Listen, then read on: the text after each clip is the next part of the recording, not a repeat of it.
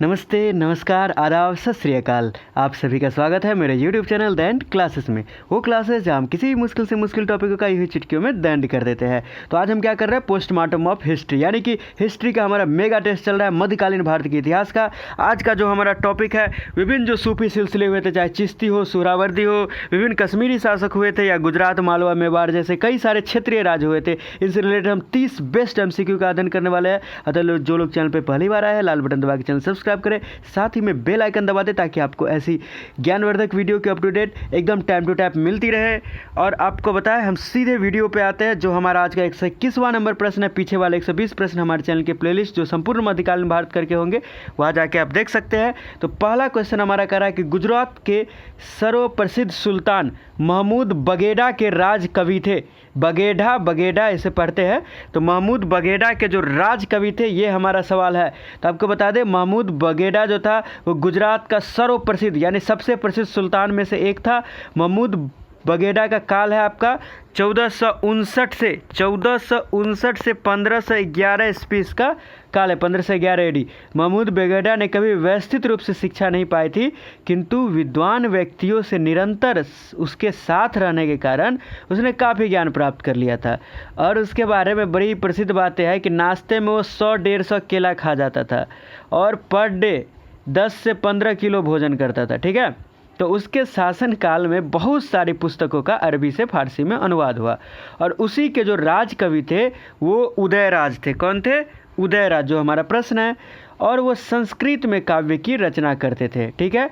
गुजराती शासक को हमको पिछले वीडियो में हम आपको बता चुके हैं कि सबसे पहले मुजफ्फर शाह प्रसिद्ध शासक हुआ था, 1407 ईस्वी जिसका शासन आरंभ हुआ था। उसके बाद उसका पोता बना अहमद शाह प्रथम, जो कि पहला प्रसिद्ध शासक होने का गौरव प्राप्त किया। 1411 से 42 ईस्वी का शासनकाल है। और सर्वप्रसिद्ध शासकों में से एक है महमूद बगेड़ा, 1459 से 1511 ईस्वी। अब बढ़ते हैं हम नेक्स्ट क्वेश्चन की ओर। मालवा का राज्य किन दो नदियों के बीच स्थित था? ये हमारा अगला प्रश्न है। तो आपको बताएं कि मालवा का जो राज था वो नर्मदा और ताप्ती नदियों के बीच उच्च पठार पर स्थित था। यह गुजरात व उत्तरी भारत के बीच एवं उत्तर और दक्षिण भारत के बीच मुख्य मार्गों पर नियंत्रण एवं उपयोग करने की स्थिति में भी था। अब हम बढ़ते हैं नेक्स्ट क्वेश्चन। निम्नलिखित में से कौन मालवा के सर्वाधिक शक्तिशाली शासकों में से एक था? ये जो सारे वंश हम पढ़ रहे हैं, ये सब क्षेत्रीय शासक है। ठीक है। तो मालवा के सर्वाधिक शक्तिशाली शासकों में से एक, ये हमारा सवाल है। तो मालवा का जो पहला प्रसिद्ध शासक था, आरंभिक सुल्तान में जो शामिल था, ये था होशंग शाह। इसने क्या किया था? धार्मिक सहिष्णुता की नीति अपनाई थी। ठीक है। और इसमें पूछ रहा है कि सर्वाधिक शक्तिशाली शासकों में शामिल था, तो वो था महमूद खिलजी। महमूद खिलजी का शासनकाल है आपका 1436 से लेके 69 ईस्वी तक इसका शासनकाल है। ये एक धर्म असहिष्णु शासक था, यानी कि अपने धर्म को देखने वाला, दूसरे धर्म से नफरत करने वाला। सर्वाधिक शक्तिशाली शासकों में से एक था मालवा का। और मेवाड़ के राणा कुंभा व अन्य पड़ोसी के साथ युद्ध में इसने अनेक मंदिरों को ध्वस्त कर दिया। तो राणा कुंभा के बारे में आप बहुत सुनते होंगे मेवाड़ का, तो वो इसी का समकालीन था। और उसी के साथ युद्ध में इसने अनेक मंदिरों को भी ध्वस्त कर दिया था। ठीक है। Next question. जोधपुर नामक नए नगर की स्थापना की थी? ये हमारा अगला सवाल है। जोधाबाई, रवि जोधा, फिरोज तुगलक, ननबदीज, ये सारे आपके ऑप्शन हैं। तो आपको बताएं कि जोधपुर नामक नगर की स्थापना रवि जोधा, जिनका शासनकाल है 1438 से 89 ईस्वी, इन्होंने की थी। ये क्या किए थे? पहले कुछ समय तक यायावर का जीवन व्यतीत किया था। ठीक है, यानी घुमक्कर जीवन। फिर जोधपुर नामक नए नगर को स्थापित किया और उसे अपनी राजधानी बना लिया। कब? 1459 ईस्वी में। तथा मारवाड़ राज्य को इन्होंने पुनर्स्थापित किया। ठीक है। तो मारवाड़ की राज्य को इन्होंने पुनर्स्थापित किया और मारवाड़ राज्य की राजधानी बनाई जोधपुर। ठीक है। Next question. मेवाड़ के शासक, मेवाड़ के जो प्रसिद्ध शासक थे राणा कुंभा, उनका काल क्या था? ठीक है। तो आपको बताएं कि मेवाड़ का जो है वो आरंभिक इतिहास अस्पष्ट है। यद्यपि इसका अस्तित्व 8वीं सदी में भी था मेवाड़ राज्य का, किंतु जिस एक शासक ने इसको महत्वपूर्ण शक्ति बनाया वह था आपका राणा कुंभा। ठीक है। मेवाड़ का पहला शासक जो इसको महत्वपूर्ण शक्ति बनाया, 1433 से 1468 इसका क्या है काल है, 1433 टू 1468, ठीक है। अपने आंतरिक प्रतिद्वंदियों को पराजित कर कुंभा ने सांभर, नागौर और उसके बाद रणथंभौर आदि को सम्मिलित कर लिया एवं बूंदी, कोटा, डुंगलू आदि सीमावर्ती राज्यों पर अपना नियंत्रण स्थापित कर लिया। राणा व महमूद खिलजी इसके समकालीन थे, ठीक है। कई बार मतलब कि इनके बीच में जो है सो लड़ाई भी हुई थी, यानी कि ये जो राणा कुंभा है और महमूद खिलजी, अभी हमने जो जिसके बारे में पढ़ा था महमूद खिलजी, तो वो दोनों क्या थे, समकालीन थे। दोनों के बीच जो है सो कई बार लड़ाई भी हुई थी। और ये जो राणा कुंभा थे इन्होंने अनेक पुस्तकों की रचना की तथा चित्तौड़ में जो प्रसिद्ध कीर्ति स्तंभ है तो ये इन्हीं ने ही बनवाया था। नेक्स्ट क्वेश्चन, किस युद्ध में राणा सांगा जिंदगी भर के लिए लंगड़ा हो गया? विकल्प है आपके हरौती, घटोली, महमूद द्वितीय का युद्ध या चंदेरी का युद्ध।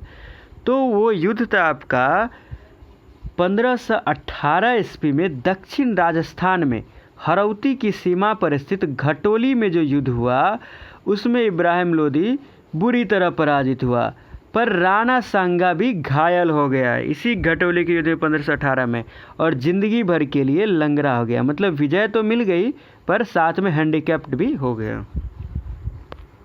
नेक्स्ट क्वेश्चन, दिल्ली पर अपनी चढ़ाई के बाद तैमूर ने खिज्र खां को दिल्ली सौंप दी। वह पहले कहाँ का हाकिम रह चुका था? तैमूर लंग के बारे में आप अच्छी तरह से जानते हैं, भारत पर आक्रमण किया था। तो ये जो है तैमूर लंग कि चूँकि तुगलक सुल्तान जो है सो इसके आक्रमण के समय भाग चुका था, तो ये क्या किया कि तैमूर ने खिज्र खान को दिल्ली सौंप दी, ठीक है। और अपने प्रस्थान के पूर्व तैमूर ने खिज्र खान को मुल्तान और दीपालपुर भी सौंप दिया, किंतु तैमूर के जाने के बाद तुगलक सुल्तान लौट आया। अतः खिज्र खान मुल्तान एवं पंजाब पर नियंत्रण कायम करते हुए दिल्ली से हट गया। सन 1412 ईस्वी में तुगलक सुल्तान की मृत्यु के बाद उसने दिल्ली में पुनः प्रवेश किया और एक नए राजवंश की स्थापना की जिसे सैयद राजवंश का नाम दिया जाता है। तो ये पूर्व में कहाँ का शासक था? तो ये पूरे मुल्तान का हाकिम रह चुका था, ठीक है। बाद में इसी ने सैयद वंश की स्थापना की। नेक्स्ट क्वेश्चन, फिरोज तुगलक के किस अमीर ने जौनपुर राज्य की स्थापना की? मलिक खान, मलिक सरवर, खाने जहां, नवाबदीज। तो आपको बताए कि मलिक सरवर वो अमीर था जिसने जौनपुर राज्य की स्थापना की। मलिक सरवर कुछ समय तक दिल्ली सल्तनत का वजीर रहा था। उसके बाद उसे मलिक उस सर्क यानी कि पूर्व का स्वामी की उपाधि प्रदान कर पूर्वी क्षेत्रों का प्रभारी बना दिया गया, ठीक है। इसी उपाधि के कारण उसके उत्तराधिकारियों को सर्की कहा जाने लगा। मलिक उस सर्क बनाया, उपाधि दिया, ठीक है। तो इसी कारण इसके उत्तराधिकारियों को, सक्सेसर को सर्की कहा जाने लगा। आगे चलकर जौनपुर यानी पूरब के सिराज के रूप में विख्यात हुआ और सुप्रसिद्ध हिंदी रचना जो पद्मावत है जिसके लेखक मलिक मोहम्मद जायसी है वो जौनपुर में ही रहते थे। नेक्स्ट क्वेश्चन, किस लोधी सुल्तान ने जौनपुर राज्य पर कब्जा कर सर्की राज्य को अपनी सल्तनत का हिस्सा बना लिया? अभी आपने जाना है कि जौनपुर राज्य की स्थापना मलिक सरवर ने की। अब अगला सवाल है कि किस लोधी सुल्तान ने जौनपुर राज्य पर कब्जा कर लिया और सर्की राज्य को अपनी सल्तनत का हिस्सा बना लिया? तो वो सुल्तान थे आपके बहलोल लोधी साहब। इन्होंने 1484 ईस्वी में बहलोल लोधी ने जौनपुर पर आक्रमण कर उस पर कब्जा कर लिया और सर्की राज्य को अपनी सल्तनतें बना लिया, यानी कि दिल्ली सल्तनत का ये हिस्सा हो गया। नेक्स्ट क्वेश्चन, निम्नलिखित में से समकालीन शासकों को छांटे, ठीक है। तो सबसे पहले आइए राणा सांगा। राणा सांगा का आपका काल है 1433 से 68 जिसके बारे में हमने अभी चर्चा की थी। फिर सिकंदर लोधी, इसका काल है 1489 से 1517, ये दोनों समकालीन हो गया। अब तीसरा देखिए, तीसरा हो गया आपका महमूद बगेड़ा, चौथा पे आते हैं, फिर तीसरा बताएंगे। महमूद बगेड़ा का शासनकाल हमने बताया था 1489 से 1511, यानी कि ये तीनों क्या हो गया, समकालीन हो गया। ABD समकालीन हो गया। और अहमद शाह प्रथम जो था ये गुजरात का दूसरा प्रसिद्ध शासक था। तो अहमद शाह प्रथम का काल है 1411 से 42 ईस्वी, ठीक है। ये गुजरात राज्य का वास्तविक संस्थापक माना जाता है। नेक्स्ट क्वेश्चन, किस विदेशी यात्री ने यह लिखा है कि उन हिंदुओं को भी कश्मीर में घुसने नहीं दिया जाता था जिनको वहाँ के सरदार व्यक्तिगत रूप से नहीं जानते थे। यानी कि ये कहना चाह रहा है कि भाई कश्मीर में उन हिंदुओं को भी नहीं घुसने दिया जाता था जिनको सरदार व्यक्तिगत रूप से, मतलब आप नहीं जानते, आपको नहीं जाना जाता है तो आपको कश्मीर में घुसने नहीं दिया जाएगा। ये किस विदेशी यात्री ने लिखा है? तो ये लिखा है अल-बेरूनी साहब ने। इसी काल में अल-बेरूनी साहब जब लिखे हैं उसी काल में कश्मीर शैव धर्म के एक प्रमुख केंद्र के रूप में विख्यात था, किंतु 14वीं सदी के मध्य हिंदू शासन के अंत होने से वहाँ स्थिति बदल गई। 1320 ईस्वी में मंगोल जो था दलूचा खा वहाँ पर आक्रमण किया, जिसके बारे में हमने आपको पिछले वीडियो में बताया है, और उसने संपूर्ण कश्मीर को तहस नहस कर दिया और सारे पुरुषों का कत्लेआम कर दिया दलूचा खा, और जितनी स्त्रियां बच्चे थे दासों के रूप में ले जाके संसार में बेच दिया। नेक्स्ट क्वेश्चन, कश्मीरी शासक जैनुल आबदीन के सुधारों में शामिल है। आप जानते हैं कश्मीरी शासक जो थे जैनुल आबदीन, उनको अकबर कहा जाता था, कश्मीर का अकबर। पूछता है बहुत सारे एग्जाम में, दिमाग में रखिएगा। 1420 से 1470 ईस्वी इनका शासनकाल है। 1420 से 1470 एडी इनका शासनकाल है। तो इन्होंने जजिया कर को हटाया, और जजिया कर को हटाने के साथ इन्होंने गौ हत्या का भी अंत किया। सती प्रथा पर इन्होंने ही रोक लगाई थी, और शाल निर्माण कला को भी इन्होंने प्रोत्साहन दिया था। इन्हें फारसी, कश्मीरी, संस्कृत व तिब्बती भाषाओं का अच्छा ज्ञान था। यह एक उत्साही भवन निर्माता थे, जिनकी महानतम उपलब्धि क्या है, जैन लंका का इन्होंने निर्माण करवाया। यह वूलर झील, कश्मीर में जो वूलर झील है उसमें एक कृत्रिम द्वीप है जिस पर इन्होंने अपना महल व मस्जिद बनवाई। श्रिया भट्ट नामक हिंदू इनका न्याय मंत्री व राजवैद्य था, ठीक है। और सुल्तान की पहली 2 रानी हिंदू थी, वे जम्मू के राजा की पुत्रियां थी। उनके 4 पुत्रों की माताएं वही थी। अभी भी कश्मीर के जो लोग हैं इनको वडशाह बोलते हैं। वडशाह मतलब महान सुल्तान। तो यहाँ पर ABC सारे सही जवाब हो जाएंगे। नेक्स्ट क्वेश्चन, कुव्वत उल इस्लाम मस्जिद आरंभ में क्या था? कुव्वत उल इस्लाम मस्जिद के बारे में आपने सुना होगा, वो आरंभ में क्या था, ठीक है, ये आपका सवाल है। तो कुव्वत उल इस्लाम मस्जिद की इमारत सबसे पहले एक जैन मंदिर के रूप में थी। क्या थी? सबसे पहले एक जैन मंदिर के रूप में थी, जिसे बाद में विष्णु मंदिर में रूपांतरित कर दिया गया, ठीक। और पहली बार अलाउद्दीन खिलजी ने कुव्वत उल इस्लाम मस्जिद के लिए एक प्रवेश द्वार बनाया, जिसको कि अलाई दरवाज़ा कहा गया।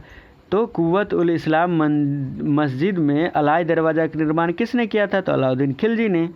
नेक्स्ट क्वेश्चन, पहली बार घोड़े नाल की आकृति वाले महराब किस भवन में बनवाई गई? विकल्प है आपके सिकंदर लोदी का मकबरा, इल्तुतमिश का मकबरा, अलाई दरवाज़ा, जमात खान मस्जिद। तो आपको बताएं कि पहली बार जो घोड़े की नाल की जो आकृति होती है, घोड़ा का नाल होता है ना कुछ इस टाइप का, या कुछ ये अलग से ये चौकोर टाइप का जो होता है, वो जो घोड़े की नाल की आकृति वाला मेहराब ये अलाई दरवाज़ा में अलाउद्दीन खिलजी ने बनवाया था, ठीक है। नेक्स्ट क्वेश्चन, निम्नलिखित में से कौन सिलसिला कश्मीर में सक्रिय था? काफ़ी सारे सूफी सिलसिले थे। हमारा सवाल है कि कश्मीर में इनमें से कौन सक्रिय था? तो ऋषि सिलसिला एकदम कश्मीर में सक्रिय था, जिसके बारे में आप जानते भी होंगे। और दूसरा सिलसिला जो था वो था आपका कुब्राबिया, ये भी कश्मीर में सक्रिय था, ठीक है। इस सिलसिले ने अपने समर्थक हिंदुओं मंदिरों को ध्वस्त करने और अपवित्र करने के लिए प्रोत्साहित किया। कौन सिलसिला? कुब्राबिया, ठीक है। और साथ ही उन्होंने हिंदुओं के साथ मधुर संबंध भी रखा, यानी दोहरा चरित्र था इसका। हिंदू मंदिर भी ध्वस्त करता था और हिंदुओं के साथ मधुर संबंध भी रखता था, ठीक है। और सुहरावर्दी जो सिलसिला था, आप तो ये कुब्रा ऋषि और कुब्राबाई सिलसिला के बारे में जान गए। एक सुहरावर्दी सिलसिला जो था वो पंजाब व सिंध में सक्रिय थे, जबकि चिश्ती सिलसिला जो था उसके लोग दिल्ली व इसके आसपास के क्षेत्र जैसे राजस्थान, पंजाब के कुछ भाग और आधुनिक यूपी में सक्रिय थे, ठीक है। बाद में ये सिलसिले बंगाल, बिहार, मालवा, गुजरात और दक्कन में भी फैल गया। तो यहाँ पर हमारा विकल्प क्या हो जाएगा? ABC जवाब हो जाएगा। नेक्स्ट क्वेश्चन, मुइनुद्दीन चिश्ती की मृत्यु कब हुई? मुइनुद्दीन चिश्ती की मृत्यु कब हुई, ये हमारा सवाल है। तो आपको बताया कि एक संत में मोइनुद्दीन चिश्ती की जो ख्याति थी वो उनकी मृत्यु के बाद ही फैली, ना कि जन्म के समय वो बहुत ज़्यादा लोकप्रिय नहीं थे, पर मृत्यु के बाद बहुत ज़्यादा लोकप्रिय हो गए, क्योंकि मोहम्मद बिन तुगलक जो था उनकी दरगाह पे पहली बार गया, और 15वीं सदी के दौरान मालवा के महमूद खिलजी ने उनके मकबरे पर एक गुंबद तथा उसके निकट एक मस्जिद बनवाई। वही महमूद खिलजी जिसके बारे में अभी हमने आपको बताया है कि जो कि महमूद बगेड़ा का समकालीन था। तो ये जो महमूद खिलजी था ये मतलब कि मोइनुद्दीन चिश्ती के बारे में बात कर रहे हैं। तो एक संत के रूप में मोइनुद्दीन चिश्ती की ख्याति अकबर के शासनकाल में अपने शिखर पर पहुंच गई, जो उनके प्रति एक महान श्रद्धा और भक्तिभाव रखता है। अजमेर राजनीतिक दृष्टि से अकबर के लिए महत्वपूर्ण था एवं एक संत और एक ऐसे व्यक्ति के रूप में जिनका आशीर्वाद बिना किसी धार्मिक भेदभाव के सबको प्राप्त होता था। मोइनुद्दीन चिश्ती की प्रतिष्ठा और भी जो ज़्यादा बढ़ती गई। तो इनकी मृत्यु कब हुई थी?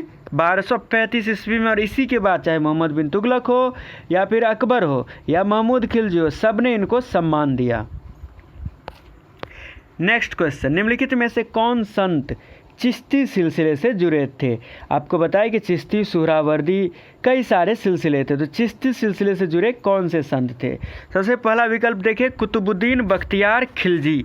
तो ये कुतुबुद्दीन बख्तियार खिलजी है। तो इसमें जो है सो कुतुबुद्दीन बख्तियार खिलजी तो कोई थे ही नहीं, सूफी संत ही नहीं थे। कुतुबुद्दीन बख्तियार काकी थे, ठीक है। कौन थे? कुतुबुद्दीन बख्तियार काकी, जो कि इल्तुतमिश के समय में थे, और इन्हीं के नाम पर कुतुब मीनार जो है सो इल्तुतमिश ने उसके आगे का काम करवाया था, यानी कि कुतुब मीनार के काम को पूरा करवाया था। वैसे कुतुब मीनार बनना 1199 ईस्वी में ही आरंभ हुआ था, जो कि शुरुआत में एक अजान देने के लिए एक मस्जिद के रूप में इसका निर्माण किया गया था, अजान देने के लिए, ठीक है। और बाद में इल्तुतमिश ने इसको पूरा करवाया कुतुबुद्दीन बख्तियार काकी के याद में। तो कई सारे इसकी अवधारणाएँ हैं, तो ये तो नहीं होगा। फिर बाबा फरीदुद्दीन। तो बाबा फरीदुद्दीन जो थे ये काकी के ही मतलब शिष्य थे। कुतुबुद्दीन बख्तियार काकी के ही ये शिष्य थे। तो ये क्या थे? चिश्ती थे। फिर निजामुद्दीन औलिया एकदम प्रसिद्ध चिश्ती संत थे। ये बाबा फरीदुद्दीन जो है, इनको बाबा फरीद बोला था, इन्हीं के जो है सो ये चेला थे, ठीक है, उत्तराधिकारी थे, उत्तराधिकारी कह सकते हैं, सक्सेसर। और इन्हीं ने जब जो खुसरो बरादू ने इनको ढेर सारा धन दिया, तो गयासुद्दीन तुगलक जब सुल्तान बना तो इनसे जो है सो वो धन मांगा निजामुद्दीन औलिया से। तो इन्होंने कहा हुनूज दिल्ली दुरस्त, यानी हुजूर दिल्ली तो अभी दूर है। और वही गयासुद्दीन तुगलक जो आए और दिल्ली दूर वाकई में हो गया कि लकड़ी वाले महल में मोहम्मद बिन तुगलक के षड्यंत्र में फंसकर उनकी मृत्यु हो गई। तो ये जो भविष्यवाणी जिंदा में जो कर दिए, इनकी बड़ी इज्जत बढ़ गई। तो निजामुद्दीन औलिया भी चिश्ती संत ही थे। अब मोइनुद्दीन चिश्ती तो थे ही, इसके संस्थापक ही समझ लीजिए। तो यहाँ पर क्या आ जाएगा? BCD हमारा सही जवाब हो जाएगा। नेक्स्ट क्वेश्चन, मोइनुद्दीन चिश्ती के शिष्यों में से कौन? मोइनुद्दीन चिश्ती के शिष्यों में से कौन हिंदू भावना का इतना ध्यान रखते थे कि शाकाहारी बन गए? लोग मांसाहारी होते थे लेकिन ये शाकाहारी बन गए, ठीक है। तो वो कौन थे? तो वो थे आपके ए विकल्प, हमीदुद्दीन नागौरी साहब। इन्होंने हिंदू भावना का ख्याल रखते हुए शाकाहारी ही सिर्फ केवल यह नहीं बने, बल्कि उन्होंने अपने शिष्यों को भी मांसाहार त्याग करने की निरंतर सलाह दिए। और इतना ही नहीं, चिश्ती सिलसिले के बारे में थोड़ा और जान लीजिए कि एक बार जो है सो अपने मित्र कवि अमीर खुसरो के साथ निजामुद्दीन औलिया साहब क्या कर रहे थे? छत पे टहल रहे थे। उन्होंने हिंदुओं के ग्रुप को पूजा करते हुए देखा। उनके भक्ति भाव से प्रभावित होकर निजामुद्दीन औलिया ने खुसरो से कहा, हर एक समुदाय का अपना मार्ग व धर्म होता है एवं अपनी अलग पूजा पद्धति होती है, यानी ये सबका सम्मान करते थे। तो विकल्प ए इसका सही जवाब है। नेक्स्ट क्वेश्चन, चिश्ती शब्दों को उनके अर्थों के साथ आपको सही मिलान करना है। चिश्ती शब्द दिया है तो फुतू, इहिया, समा, अनलहक। तो चलिए इसके जवाब की ओर बढ़े। सबसे पहले जो हमारा विकल्प ए में है फुतू। फुतू का अर्थ होता था अयाचित उपहार, ठीक। और इहिया जो होता था ये अकृष्य भूमि, जिसमें कृषि करने में समस्या, अकृष्य भूमि। और समा जो होता था संगीत का जो संगम होता था उसी को समा बोला जाता था। अनल हक मतलब होता था भाई मैं ही सत्य हूँ या मैं ही ईश्वर हूँ। ठीक है, इस हिसाब से इसका विकल्प 2, 4, 3, 1 इसका सही जवाब हो जाएगा। नेक्स्ट क्वेश्चन 140 नंबर प्रश्न, सुहरावर्दी लोग चिश्तियों द्वारा अपनाई गई किन हिंदू प्रथाओं का विरोध करते थे? सुहरावर्दी जो लोग थे वो चिश्ती द्वारा अपनाई गई किन हिंदू प्रथाओं का विरोध करते थे? तो चिश्ती लोग तो काफ़ी शांत थे और बहुत सारे हिंदुओं की प्रथा अपना लिए थे, लेकिन सुहरावर्दी ऐसे नहीं थे। तो पहला विकल्प जो कह रहा है कि चिश्ती लोग जो हिंदुओं से अपनाए थे कि शेख के सामने नतमस्तक होना, बिल्कुल अपनाए थे। आगंतुकों को पानी पेश करना, अभी भी आपके घर में जो गेस्ट आते हैं तो आप क्या करते हैं, उनको पहले पानी पेश करते हैं, पानी पीने के लिए या तो चरण धोने के लिए या फिर पीने के लिए। ठीक है, फिर सूफी सिलसिले के जो नए सदस्य होते थे उनको मुंडन करवाया जाता था, तो ये भी हिंदुओं से ही सीखे थे। तो यहाँ पर सारे के सारे सही जवाब हो जाएंगे।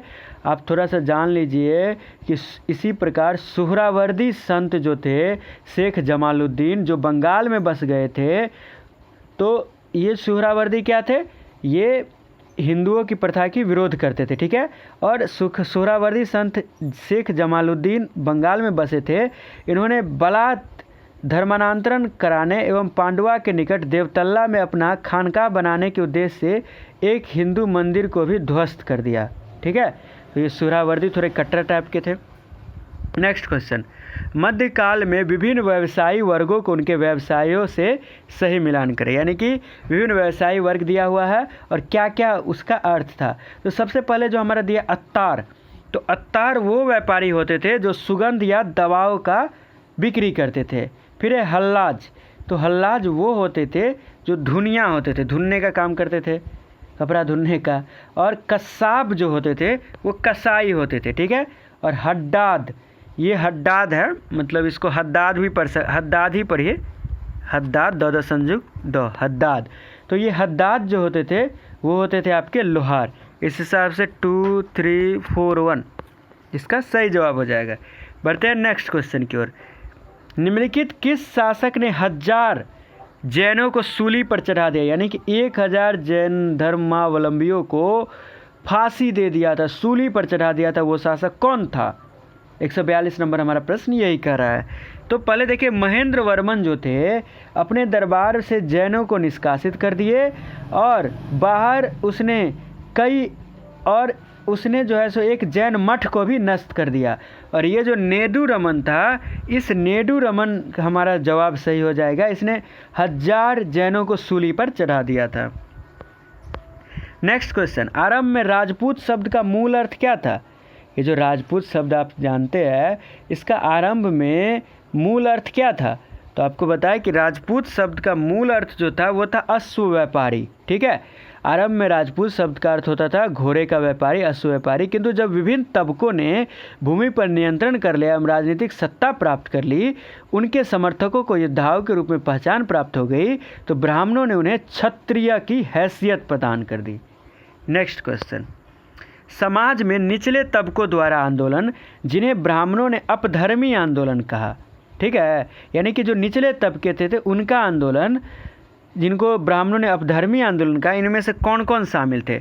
तो तांत्रिक आंदोलन हो या नरमपंथी आंदोलन, ये दोनों के दोनों जो है सो ये निचले तबकों द्वारा किए गए आंदोलन थे। ये लोग जो थे तांत्रिक या नाथपंथी आंदोलनकारी, ये देवियों की पूजा में यकीन रखते थे तथा हठ योग पर चलकर चमत्कारी शक्तियाँ प्राप्त करने की कोशिश करते थे, यानी कि ऐसी शक्ति प्राप्त हो जिससे हम तुरंत चमत्कार कर सके।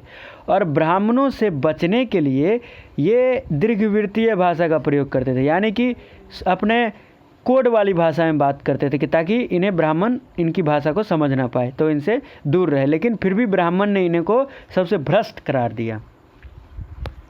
नेक्स्ट क्वेश्चन, रामानुज के अनुयायी संत रामानंद के शिष्यों में विभिन्न जातियों के साथ मिलान करें, यानी रामानुज प्रसिद्ध संत थे, वैष्णव संत, उनके अनुयायी संत वैष्णव रामानंद थे। ठीक है, तो इनके विभिन्न जाति के इनके विद्वान जो इनके शिष्य थे रामानंद के, वो विभिन्न जातियों के थे, तो वो हमें मिलान करना है। आपको बताया कि रामानंद जो थे वो रामानुज के अनुयायी थे। प्रयाग यानी कि इलाहाबाद में ये पैदा हुए थे और बनारस में रहे थे। तो सबसे पहला जो विकल्प है रविदास, तो रविदास जो थे वो थे आपके मोची। रविदास क्या थे? मोची, कोबलर। और कबीर जो थे वो थे आपके जुलाहे। सेन, और सेन जो थे वो नाई थे, हजाम का काम करने वाली जाति। और साधन जो था वो कसाई था। इस हिसाब से हमारा विकल्प क्या हो जाएगा? 4, 3, 2, 1। नेक्स्ट क्वेश्चन, नानक ने समूचे भारत तथा कुछ विदेशों का भी भ्रमण किया। ये हमारा कथन कर रहा है कि भाई गुरु नानक के बारे में आप जानते हैं, सिख धर्म के थे। तो नानक ने समूचे भारत तथा कुछ विदेशों का भी भ्रमण किया और दक्षिण में श्रीलंका तथा पश्चिम में मक्का व मदीना की यात्रा की। ये तर्क कर रहा है। तो कथन बिल्कुल सही है कि इन्होंने संपूर्ण भारत और विदेशों में भी भ्रमण किया था। ठीक है, संपूर्ण विदेश नहीं, कुछ कुछ देश में, अलग देश में। और तर्क कर रहा है कि दक्षिण में ये श्रीलंका गए, बिल्कुल सही है। और पश्चिम में मक्का व मदीना की भी यात्रा किए थे। तो बहुत इंपॉर्टेंट प्रश्न है, याद रखिएगा। तो यहाँ पर कथन और कारण एक दूसरे की व्याख्या भी कर रहे हैं। तो यहाँ पर सारे के सारे सही है जवाब है। ठीक है, और ये जो गुरु नानक थे, इन्होंने अपने समय के शासक को अधर्मी व अत्याचारी करार दिया था। इनका जन्म 1469 ईस्वी में हुआ था। ठीक है, नेक्स्ट क्वेश्चन, निम्नलिखित में से किस संत ने एक आदर्श राज्य की परिकल्पना की थी जिसकी बागडोर एक दार्शनिक के हाथों में? ऐसा आइडियल स्टेट हो जिसमें बागडोर एक विद्वान आदमी के, दार्शनिक के हाथों में हो। ठीक है, ये हमारा नेक्स्ट क्वेश्चन है। तो ये जो भविष्यवाणी थी, या मतलब कि परिकल्पना थी, परिकल्पना कहेंगे, कल्पना कहेंगे, इमेजिन कहेंगे, भविष्यवाणी नहीं। तो ये नानक की थी, गुरु नानक की थी। गुरु नानक,